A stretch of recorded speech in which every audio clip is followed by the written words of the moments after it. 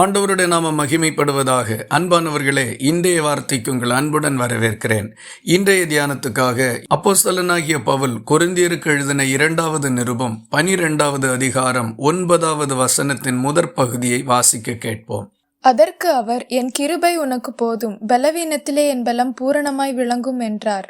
புதிய ஏற்பாட்டிலே அநேகம் சபைகளை ஸ்தாபித்தவரும் அநேகம் நிருபங்களை எழுதினவருமாகிய அப்போஸ்தலனாகிய பவுலுக்கு சரீரத்தில் ஒரு பலவீனம் இருந்தது. அந்த பலவீனத்தின் நிமித்தம் அவர் மிகவும் வருத்தமும் வேதனையும் அடைந்தார்.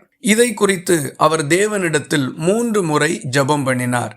அப்பொழுது ஆண்டவர் அவருக்கு சொன்ன காரியம், என் கிருபை உனக்கு போதும், பலவீனத்திலே என் பலம் பூரணமாய் விளங்கும் என்பதுதான்.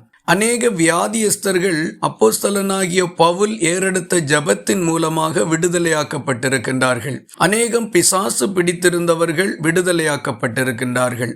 ஆனால் தன்னுடைய சரீரத்தில் வந்திருக்கின்ற இந்த பலவீனத்துக்காக அவர் கர்த்தரிடத்தில் ஜெபித்த போது ஆண்டவர் அவருக்கு சொன்ன காரியம், உன்னுடைய பலவீனத்தில் என்னுடைய பலம் பூரணமாய் விளங்கும் என்று. இந்த பதிலிலிருந்து நாம் அறிந்து கொள்ளக்கூடிய 2 விஷயங்கள் உண்டு.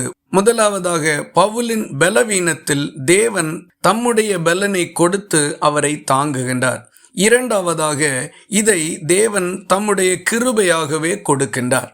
அதனால் தான் பவுல் தொடர்ந்து சொல்லுகின்றார், நான் பலவீனமாய் இருக்கும் போதே பலமுள்ளவனாய் இருக்கிறேன் என்று. இந்த வசனத்திலிருந்து நாம் பெற்றுக்கொள்ளுகின்ற ஆலோசனை என்னவென்றால், நம்முடைய பலவீனங்களிலே கர்த்தர் தம்முடைய பலனை தந்து நம்மை தாங்குகின்றார். ஆகவே பலவீனம் நமக்கு ஒரு பாதிப்பாக இருக்க போவதில்லை. பலவீனம் நமக்கு ஒரு தடையாகவும் இருக்க போவதில்லை. பலவீனத்தின் நிமித்தமாக எந்த காரியமும் முடங்கி போக போகிறதும் இல்லை. நீங்களும் ஏதாகிலும் பலவீனத்தினால் பாதிக்கப்பட்டிருப்பீர்களானால் ஆண்டவருடைய கிருபை உங்களையும் தாங்கட்டும். கர்த்தருடைய பலன் உங்களுக்கும் நிறைவாய் கிடைக்கும். இந்த பலவீனத்து நிமித்தம் எந்த ஒரு பாதிப்பும் உங்களுக்கு உண்டாக போகிறதில்லை. இதற்கு கர்த்தரே பொறுப்பாக இருக்கின்றார்.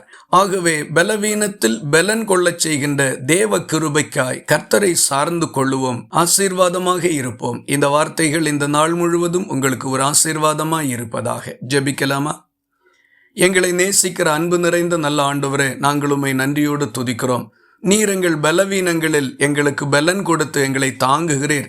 எங்கள் எந்த காரியமும் முடங்கி போகாமல், எதிலும் நாங்கள் குறைவுபட்டு போகாமல், எந்த காரியமும் தடைபட்டு போகாமல் நீர் எங்களை ஆதரித்து உம்முடைய கிருபையினால் தாங்குகிறதற்காக உமக்கு ஸ்தோத்திரம்.